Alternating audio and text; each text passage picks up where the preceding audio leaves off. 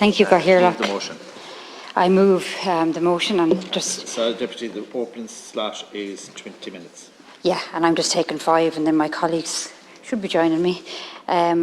So thanks very much, Catherine, and I'm delighted to get the opportunity to raise this issue in relation to the early years childcare sector. As we know, we are in the cost of living crisis. And many people now, particularly coming into the winter months, are going to be facing, increased fuel costs, increased energy costs. Childcare is a cost that is a burden on families. We also know that it particularly affects women. It affects them participating fully in the workforce, maybe returning to work, returning to education. And we also know that any reports that are done in relation to poverty and child poverty point to access to affordable childcare as being one of the key factors in coming out of poverty. So the fees and the level of fees that people are paying are really, really important. And in advance of the budget, we wanted to highlight that issue and call on the Minister and the Government to really seriously address the fees issue. So we're asking for governmental support and support of all TDs tonight in our motion. I do also want to speak about some of the other issues in relation to this sector as well, because obviously we know fees, we're talking about fees that could be anywhere in the region of 800 to 1,300 euro per child per month, which is colossal. But there is also 2 other very important parts to this sector as well, and that is those that work in the sector. They are very well qualified, often to degree level. And yet, as we know, the wages don't often reflect, I suppose, the very valuable work that they are doing. And I know that there has been some moves, and in fairness, to acknowledge that, and there is ongoing pay talks, even I believe at the moment as well, and hopefully they will be successful. But I do think it's important to highlight that issue as well. And just something that was brought to my attention today is a group that are actually advertising for people to work in childcare abroad, a group from Spain that are coming over on the 10th of October.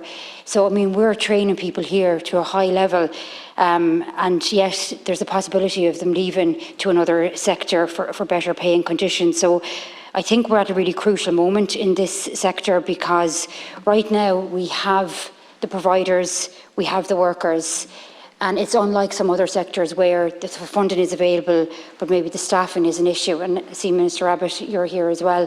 Like the disability sector, we're crying out for staff, for example. We don't want the same thing to happen in the early years childcare setting. We have the staff here now, so it's important, I think, that we look at the issues that affect the workers, the wage increases, and then also the providers.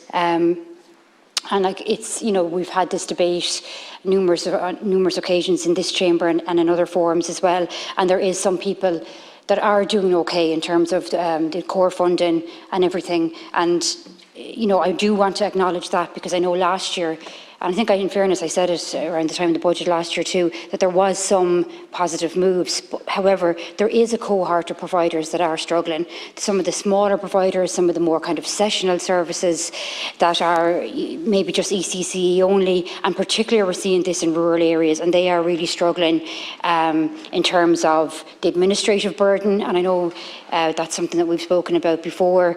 Nobody has an issue with regulation, with paperwork, with the administration that obviously does need to be done, but there hasn't been a huge amount of additional financial support, I suppose, to help providers in that situation. And there is many providers that feel like one of the calls that they would say is that one size doesn't fit all. And I think that is a fair statement to make for some of them. And I do think that we need to look at that. I think I've always been an advocate for looking at the 3 sectors together: the issues that affect the providers, the issues that affect the workers working in the sector, and then of course the fees, which is the primary, I suppose, focus of this motion, because we do know, as I've said, that the fees are, it's becoming like very, very difficult for people. And we're hearing stories all the time of people deciding that they'll put off having a second child, or they're not really planning out if their child is going to be in school before they have a second one, and other things as well that I want to very briefly touch on is the availability of places, because we've heard reports for people saying that they nearly feel as soon as they find out they're pregnant, they have to start planning for a place for the early years. And I do think the three things are very much interlinked and connected.